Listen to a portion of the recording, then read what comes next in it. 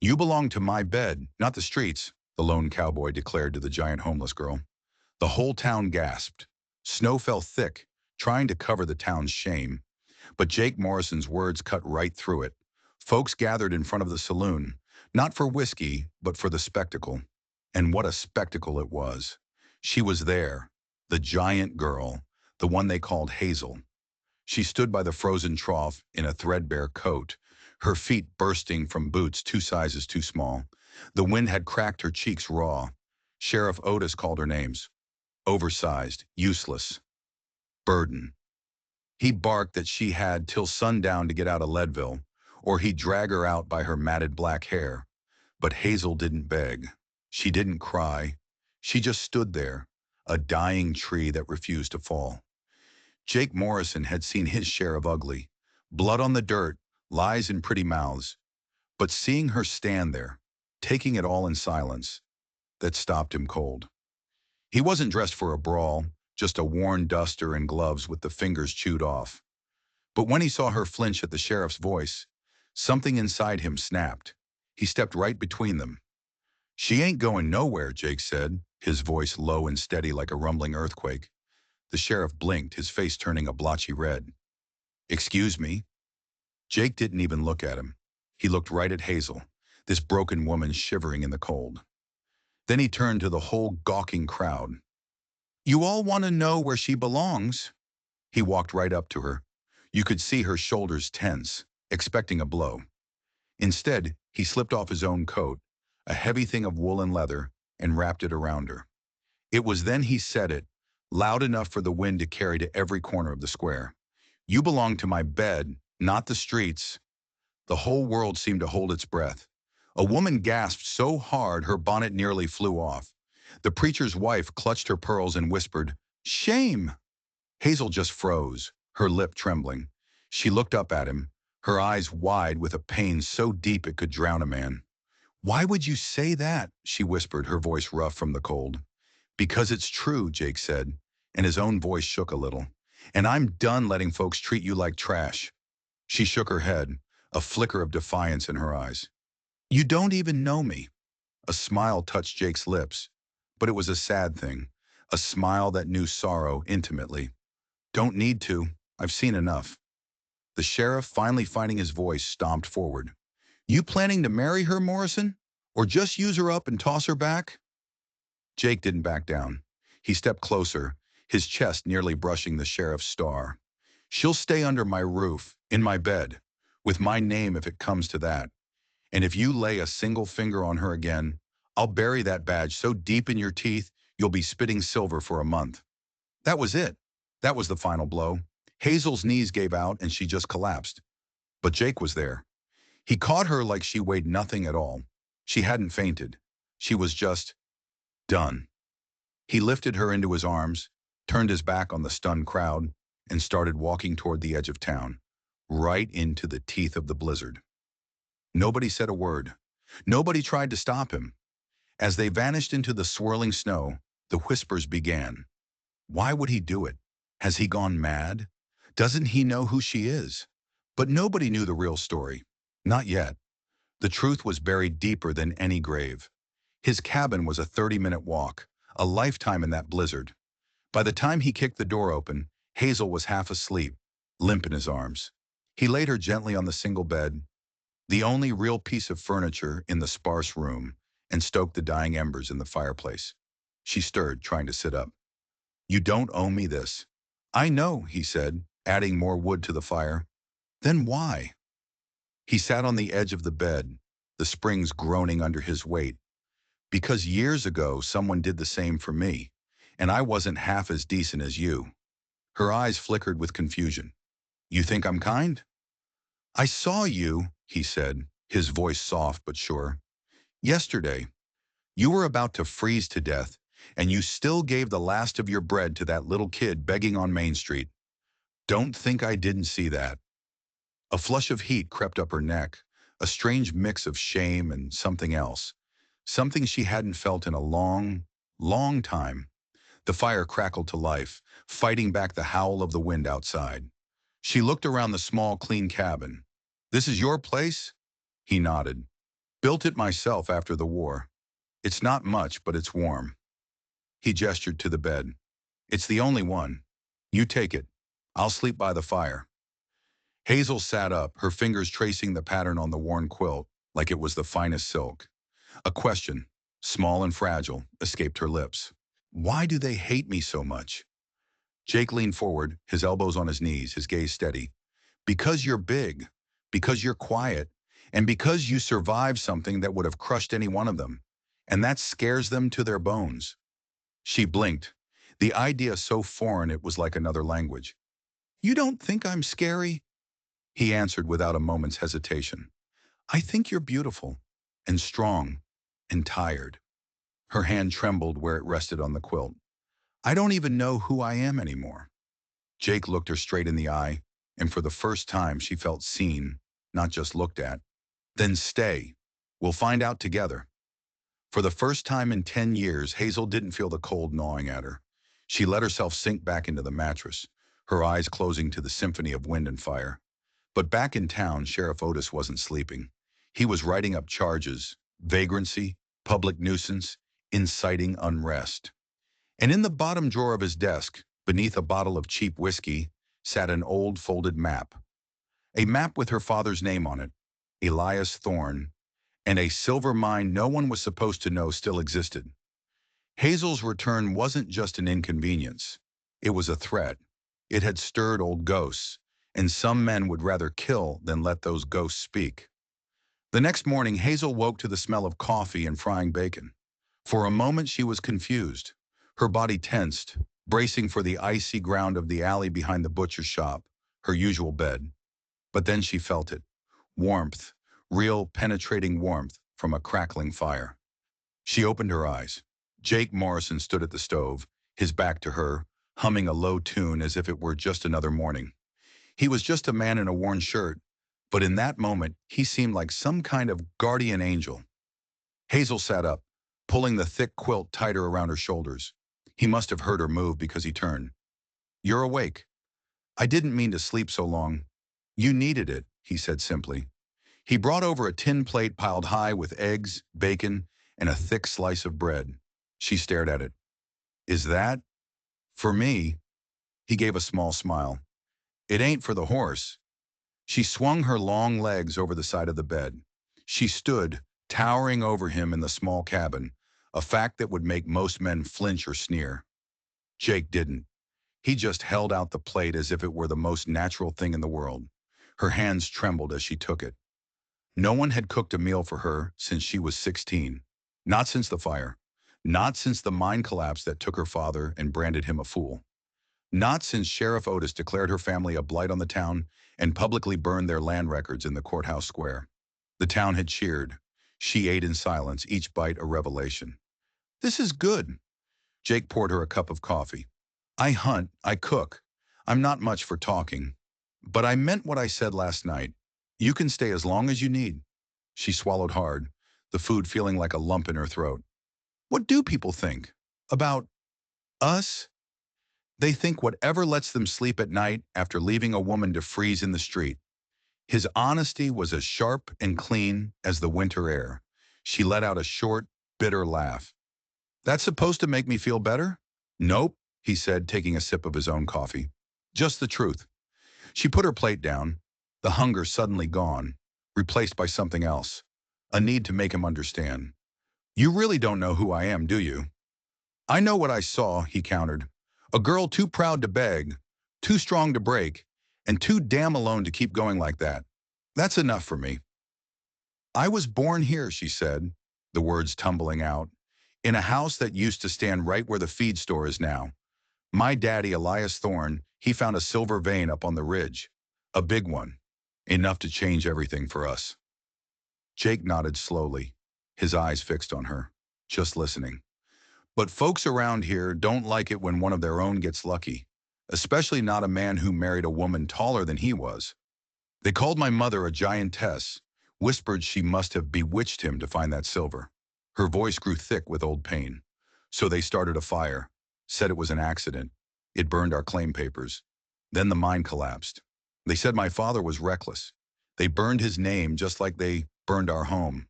and Sheriff Otis. He was the one holding the torch. Jake's face, already grim, darkened into a thundercloud. He set his cup down with a sharp crack. Then it's no wonder he wanted you gone. Hazel stood up, her head nearly brushing the rough-hewn rafters. He'll come for me. He won't let this go. Let him, Jake said, his voice quiet but laced with steel. I've handled worse men than a coward with a badge. She looked at him, really looked at him, trying to see past the kindness to the reason why. Why her? Why this fight? Why do you care so much? Jake didn't answer right away. He walked over to a small, dusty box tucked behind the firewood. He pulled out a folded, yellowed letter. Because a long time ago I came back from the war. Broken, empty. I was sleeping in a barn near Calhoun, just waiting to die. Then a woman, an old black woman named Miss Sadie, she found me. She didn't ask questions. She just brought me a bowl of soup and said, "You don't belong to the dirt, boy. You belong to life." She saved me. He handed Hazel the letter. The ink was faded, the handwriting shaky. Hazel's throat tightened as she read the simple, kind words. She wrote to you? Every year, until she passed, and in every letter she made me promise one thing. If you ever see someone on the edge, Jake, she wrote, you don't just stand there and watch. He took the letter back gently. You keep your promises. Jake looked at her, his eyes intense. The question is, will you? Hazel's eyes narrowed. What promise? He took a step closer, closing the distance between them. The promise to yourself, to stay, to fight for your father's name, to take back every single thing they stole from you. Her jaw clenched so hard it ached. They'll try to kill me. A grim smile touched Jake's lips. Then let's make sure they fail. Just then, the crunch of hooves on frozen snow cut through the air. Jake's hand instantly went to the rifle leaning by the door. Hazel froze, her breath catching in her chest. Through the small frosted window, they saw two riders. One wore a deputy's star, the other was Marshal Dunning, the sheriff's cousin from the next county, a man with a reputation for being even meaner than Otis. Jake opened the door slowly, his body blocking the view into the cabin. "Morning, Marshal," he said, his voice deceptively calm. Dunning spat a brown stream of tobacco juice near Jake's boot. "Morning, Morrison. We got a report you're harboring a vagrant. She's wanted for trespassing." Jake let out a low chuckle. "She was sleeping in a blizzard, Marshal, not plotting to overthrow the government.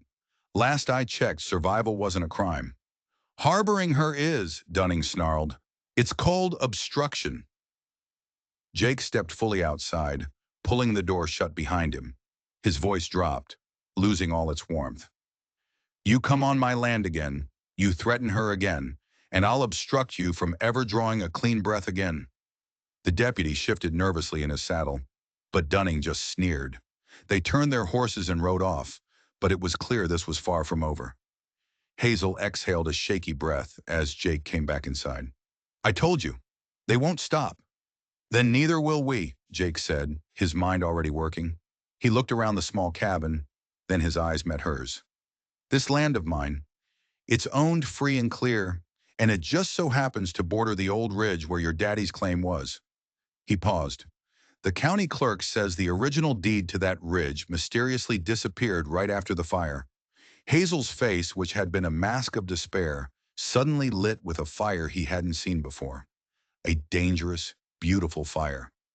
"It didn't disappear." Jake blinked. "What?" "I buried it," she said, her voice trembling with a new energy. "The real deed. My daddy made me memorize the spot, under a big sycamore tree behind our old barn. I was just a kid, but I did what he said. I wrapped it in oilcloth and buried it in his tin tobacco box." Jake's heart slammed against his ribs. It couldn't be that simple. Could it? "Is it still there? The tree?" "If the tree is still there," she said, her eyes locking with his, "the deed is there." He didn't hesitate. He grabbed his coat from the peg. "Then let's go dig up the truth." Hazel stood, and for the first time, she didn't seem like she was trying to make herself smaller. Strength flowed back into her limbs. "What if someone sees us?" Jake held the door open for her, a gesture of respect no one had ever shown her. Let them. As they stepped out into the blinding white snow, Hazel walked with her head held high. For the first time in a decade, she walked like she owned the ground beneath her feet. Because maybe, just maybe she did. But deep in the woods, a man watched them go, a rifle resting in the crook of his arm. Sheriff Otis hadn't gone far at all, and he wasn't about to let a ghost and a broken-down cowboy dig up a past he'd worked so hard to bury. The wind was a bitter, howling thing, whipping through the skeletal trees. It sounded like ghosts whispering all the secrets the town had tried to forget. Hazel led Jake through the dense woods, her long strides sure and certain. This was her land. She knew every dip, every rise, every crooked tree. There, she said, her voice tight. She pointed to a massive gnarled sycamore, its white branches stark against the gray sky. It leaned toward a frozen creek, as if listening for the water running beneath the ice. We called it the listening tree. Jake knelt at its base, the snow crunching under his knees. Why that name? My mama always said it heard everything that happened on this land, Hazel said, her voice softening with memory. Births, deaths, promises, betrayals. She said if you were quiet enough, the tree would tell you the truth. Jake pulled a small shovel from his pack and started to dig. The frozen earth was hard as iron. Hazel dropped to her knees beside him, using her own powerful hands to claw away at the icy dirt. I wrapped it in oilcloth, she said, her breath misting in the air, then put it in my father's old tobacco tin. They worked in a charged silence, the only sounds their ragged breathing and the scrape of metal on frozen ground. Every scoop of earth felt like lifting a gravestone. They weren't just digging for a piece of paper. They were digging up a life that had been stolen from her. After what felt like an hour, Jake's shovel hit something hard with a dull thud. He looked at Hazel. Her eyes were wide, luminous. She gave a single sharp nod. Together they worked the object free. It was a simple tin box, rusted and dented, but still sealed. With trembling fingers, Jake pried the lid open. Inside, wrapped in rotting oilcloth, was a bundle. He carefully unwrapped it, and there it was, a deed, handwritten in elegant script, dated 1867. It was stamped with the original county registrar's seal, and clearly stated that the entire Dry Hollow Ridge was the rightful property of Elias and Miriam Thorne, Hazel's parents. She stared at it, her fingers hovering over her father's signature. It's real, she breathed. It's really real. Jake folded the precious document with immense care and tucked it deep inside his coat, against his heart. This changes everything. Now we move fast. We ride to Calico Bluff. Judge Redmond is there. He's an old-timer, one of the few men in this state that Sheriff Otis can't buy or bully. Hazel wiped a tear from her frozen cheek. Otis will try to kill you, Jake. You know he will. Jake stood up, brushing the dirt from his knees. He looked toward the ridge, his face set like granite. He can try. He won't be the first man who's tried to bury the truth and found out it has a way of climbing out of the grave. But as they stood there, a twig snapped in the woods behind them, a loud, deliberate sound. Jake spun around, pushing Hazel behind him, his hand flying to the pistol at his hip. A voice drifted out from the trees, a voice slick with false piety. Now, Mr. Morrison, no need for violence. The preacher, Reverend Miller, stepped into the clearing. He wasn't alone. Two of the town's most influential councilmen were with him, their faces pale and sweaty despite the cold. What do you want, Reverend? Jake asked, his voice flat. Miller smiled, a sickly sweet expression that didn't reach his eyes. The town council has heard some disturbing rumors. We just want to ensure peace and order are maintained. By spying on us? Hazel shot back, stepping out from behind Jake. The Reverend's eyes flickered toward the disturbed earth at the base of the tree. His smile tightened. We just want what's best for Leadville. And what's best is that old wounds are left to scar over. Some things are better left buried. Like the truth? Jake asked. Like my father? Hazel added, her voice ringing with newfound strength. The councilman shifted uncomfortably. Sheriff Otis protects this town, one of them stammered. He provides stability. Jake laughed, a harsh, humorless sound. He provides fear. You've all gotten rich off the silver he's been pulling out of her family's mine for 10 years. That's the stability you're worried about." The preacher held up his hands. "We're just here to offer a compromise, a peaceful solution. The town will provide Miss Thorne with a small stipend, a place to live, in exchange for her silence, in exchange for that document." Hazel looked at the three men, at their weak chins and shifty eyes. These were the men who had watched her freeze, the men who had called her names, the men who had profited from her family's murder. She took a step forward, her shadow falling over them. "There is no compromise," she said, her voice as cold as the iron ground. "I don't want your money. I want my name. I want my land. And I want justice." "You'll be sorry," the preacher warned, his mask of pleasantry finally dropping. "Otis won't let this go to a judge." "He won't have a choice," Jake said, grabbing Hazel's arm and pulling her toward the horses. "Now get off our land." The men scurried away like rats, but the threat hung in the air, thick and poisonous. They weren't just fighting the sheriff anymore. They were fighting the whole rotten foundation of the town. As they rode hard for Calico Bluff, Jake knew the preacher was right. Otis wouldn't wait for a judge. He'd try to stop them on the road. This wasn't just about a deed anymore. It was about to become a war. They rode like the devil was on their heels, the horse's breath pluming in the frigid air. They didn't take the main road to Calico Bluff. Jake knew better. He led them through a series of winding, treacherous canyon paths he'd learned hunting. Every shadow seemed to hold a threat. Every gust of wind sounded like a gunshot. They stopped only once, to let the horses rest and drink from a half-frozen stream. "He knows we have it," Hazel said, scanning the ridge above them. "The preacher will have told him by now." "I'm counting on it," Jake said, checking the loads in his rifle. "He'll be expecting us on the main road. He'll have men waiting. This way is slower, but it's safer."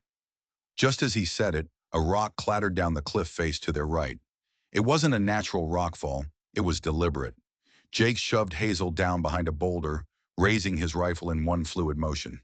"Who's there?" he yelled, his voice echoing in the canyon. Silence. Then a single shot rang out, and a chip of rock exploded from the boulder, inches from Jake's head. They were pinned down. "How many?" Hazel whispered, her heart hammering against her ribs. "Can't tell. At least one. High up." Another shot kicked up dirt at their feet. They were trapped. The shooter had the high ground and was just toying with them.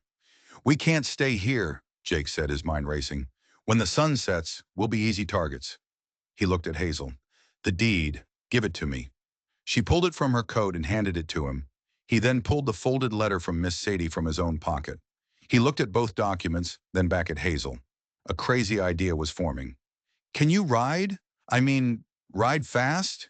She nodded, her eyes wide. "What are you thinking?" "I'm going to draw his fire," he said. "When I move, you run for the horses. Don't look back. Ride for Calico Bluff and don't stop for anything or anyone. Get to Judge Redmond." "No," she said instantly. "I'm not leaving you." "You have to," he insisted, his voice raw with urgency. "This isn't about me. It's about this." He held up the deed. "If we both die here, he wins. The truth dies with us. You have to get this to the judge." She stared at him, torn. He was right, but the thought of leaving him was unbearable. He saw the conflict in her eyes. "Hazel, listen to me. A long time ago, a woman told me I belonged to life. She was right, but this right here, this is what I was saved for. This is my promise to her. Now go. Live." Before she could argue, he took a deep breath, stuffed Miss Sadie's letter into his shirt, and shoved the precious deed into her hand. "Go!" He burst from behind the rock, firing his rifle up at the ridge, not aiming to hit, but to distract. The sniper, surprised by the sudden move, fired back. The shot went wide. In that split second of confusion, Hazel ran. She scrambled for the horses, her long legs eating up the ground. She didn't look back. She couldn't. She heard another shot, then Jake's pained cry.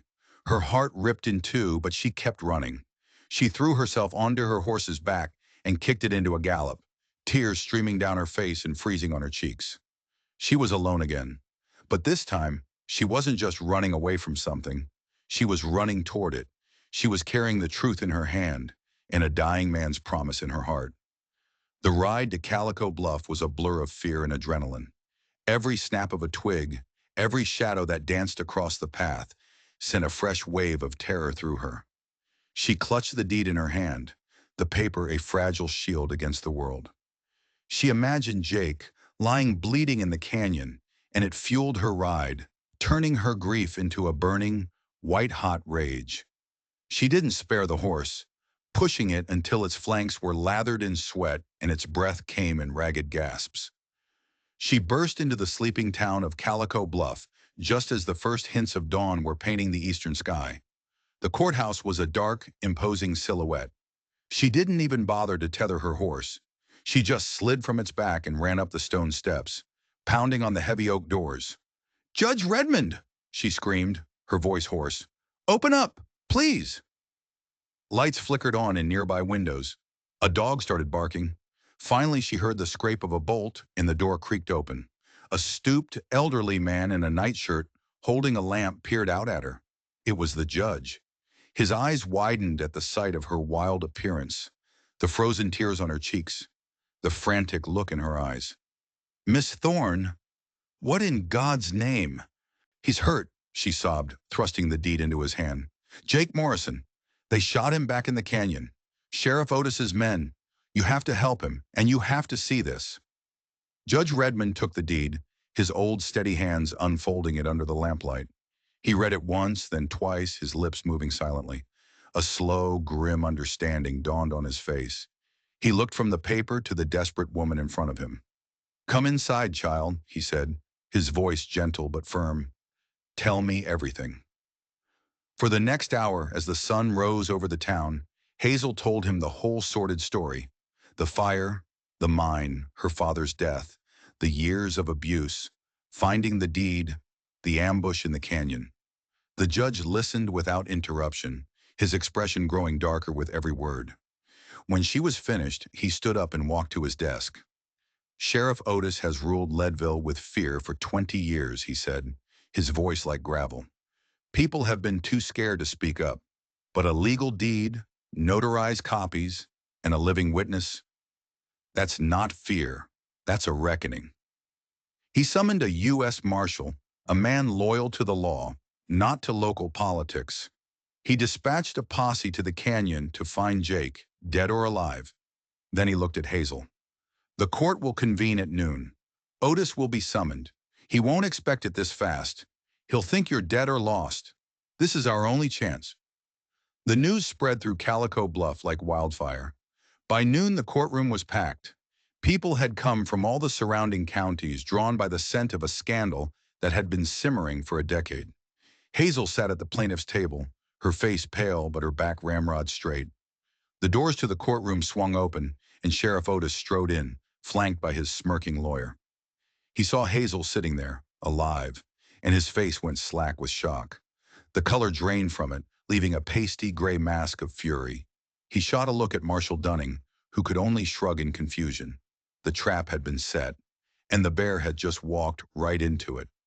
Judge Redmond banged his gavel, the sound cracking through the tense silence of the courtroom. "This court is now in session. We are here to hear the claim of Miss Hazel Miriam Thorne regarding the ownership of the Dry Hollow Ridge." Otis's lawyer, a slick man from the city, immediately jumped to his feet. "Objection, Your Honor. This is a frivolous and unsubstantiated claim by a known vagrant and public nuisance. There is no evidence." "There is this," Judge Redmond said, holding up the original deed for the entire room to see. A collective gasp swept through the gallery. A legally binding deed from 1867, granting full ownership to the Thorne family. The lawyer was momentarily speechless. Otis leaned over and whispered furiously in his ear. "Your Honor," the lawyer sputtered, recovering, "that document could be a forgery. Where has it been for the last 10 years? "It was buried," Hazel said, her voice clear and strong, ringing through the room. "Buried for safekeeping on my father's orders, right before he was murdered." The word hung in the air, electric and deadly. "Murdered?" the judge repeated, his eyes boring into Sheriff Otis. "That's a very serious accusation, Miss Thorne." The mine collapse wasn't an accident, Hazel continued, her confidence growing. My father was a cautious man. He knew the risks, but he also knew he'd found the motherlode. And he told someone. He told Sheriff Otis. The sheriff wanted a cut, a bigger cut than my father was willing to give. So he arranged an accident. He trapped my father in that mine, and then he and his cronies took it for themselves. Lies, Otis roared, jumping to his feet. She's a crazy, oversized freak making up stories. Am I? Hazel shot back, standing to face him. Then why did you burn our land records in the town square? Why did you run my mother out of town? Why have you spent the last 10 years making sure I had nothing, that I was nothing, so no one would ever listen to me? The crowd murmured, old memories stirring. They remembered the fire. They remembered Elias Thorne's ambition. They remembered Otis's sudden wealth right after the tragedy. Before Otis could respond, the courtroom doors opened again. Two marshals walked in, supporting a wounded but very much alive Jake Morrison. He had a bloody bandage wrapped around his head, but he was on his feet, his eyes blazing as they locked onto Otis. He's the one who shot me, Jake said, pointing a finger at Marshal Dunning. On Otis's orders, to stop us from getting this deed to the court. The room erupted.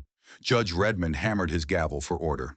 Sheriff Otis Lang, Marshal Dunning, you are both under arrest for attempted murder, conspiracy, and fraud. Otis went pale. He knew it was over. The deed, Hazel's testimony, and now Jake, alive and accusing him. The walls were closing in, but he was a cornered rat, and cornered rats are the most dangerous. With a guttural roar, he drew his pistol. People screamed and dove for cover. He wasn't aiming at the judge or Hazel. He grabbed the nearest person to him, a trembling councilman who had profited from his scheme for years, and held the gun to his head. Nobody moves, Otis screamed, his eyes wild. I built that town. It's mine. It will all burn before I let you take it. He started backing toward a side door, dragging the councilman with him. The marshals had their guns drawn, but couldn't get a clean shot. Jake, however, wasn't a marshal. He wasn't bound by their rules. He saw his opening. While all eyes were on Otis and his hostage, Jake limped silently to the side. He picked up a heavy wooden water pitcher from a table. As Otis fumbled with the door latch, Jake moved. He swung the heavy pitcher with all his remaining strength, bringing it down hard on the sheriff's gun hand. There was a sickening crack of bone. The pistol clattered to the floor. Otis howled in pain, and in that moment, the marshals swarmed him, tackling him to the ground and shackling his hands behind his back. It was over. The reign of Sheriff Otis Lang had ended not with a bang, but with the pathetic cry of a broken man. As they dragged him away, his eyes met Hazel's. They were filled with a venomous, bottomless hatred. But for the first time, Hazel didn't flinch. She just looked back at him, her expression not of triumph, but of a deep, weary peace. The ghost had finally been laid to rest. Outside, the sun was high in the sky. As Hazel and Jake walked down the courthouse steps, the crowd that had once scorned her now parted for her in respectful silence. They were no longer just a cowboy and a homeless girl. They were the truth tellers, the ones who had dared to face down the monster the whole town had been afraid of. A little girl, the same one Jake had seen Hazel give her bread to, ran up and shyly handed Hazel a single, wilted wildflower. Hazel took it, her calloused fingers gentle, and smiled. A real, genuine smile that lit up her entire face. Jake put his arm around her shoulders, wincing slightly from his injuries. What now? He asked. Hazel looked out over the town, then up toward the distant ridge that was now hers. Now, she said, we go home and we rebuild. Weeks turned into months. The town of Leadville began to breathe again. With Otis and his cronies in federal prison, the fear that had choked the town for a decade slowly lifted. People started talking to their neighbors again. Old miners who had been too scared to speak up before came forward with stories that corroborated everything Hazel had said, painting an even darker picture of Otis's crimes. The mine, now legally hers, was reopened. But Hazel didn't just take the silver. She made a promise. A portion of all the profits would go directly back into the town, to build a new school, to repair the church, to help the families Otis had extorted for years. She wasn't just reclaiming her land. She was reclaiming the town's soul. Jake stayed by her side through it all. His cabin was no longer just his. It was theirs. They expanded it, adding a room, building a proper porch. Hazel planted a garden, her large, strong hands surprisingly gentle as she coaxed life from the soil. She was no longer the silent, haunted figure from the streets. Laughter came easily to her now, a deep, rich sound that seemed to make the wildflowers grow brighter. One evening, they were sitting on the new porch swing, watching the sunset paint the sky in shades of orange and purple. "Do you remember the first thing you ever said to me?" Hazel asked, her head resting on his shoulder. Jake smiled. "It's a little hard to forget." Caused quite a stir. "You belong to my bed," she repeated softly. "You know, for the longest time I thought I didn't belong anywhere, that I was just extra, a mistake." He turned to face her, his expression serious. He took her hand, his fingers lacing through hers. "You were never a mistake, Hazel. You were a promise your father made to this land, that your mother made to you. You just had to come home to claim it." She looked down at their joined hands. "It wasn't just the land I was claiming, was it?" "No," he said, his voice quiet. "It wasn't." They didn't need to say more.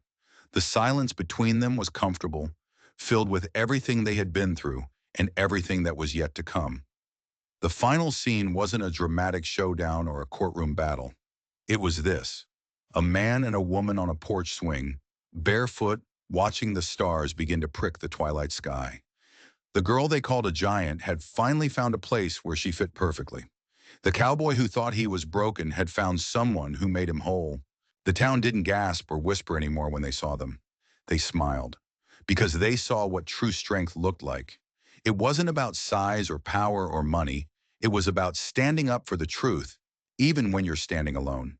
It was about finding the one person who sees you when the rest of the world looks away, and realizing that home isn't just a place on a map. It's the person you belong with.